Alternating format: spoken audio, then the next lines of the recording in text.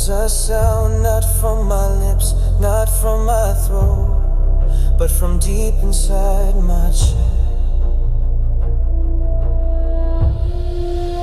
It was an ancient cry, a soft and hidden sigh, a creature of the light, trapped in silence every night, pressed between my ribs, held by shadows, hurt and fear, lost without a sky, without a way to steer.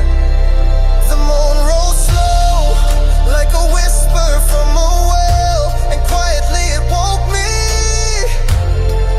a soul too tired to yell.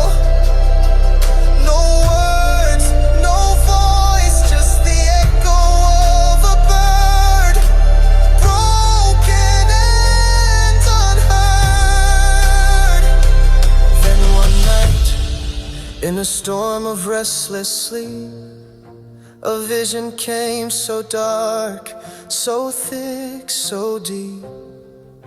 I felt myself inside, a maze without escape.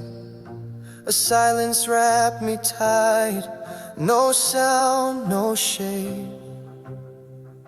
And then a tear, burning as it fell, rolled down my cheek. It tasted just like hell.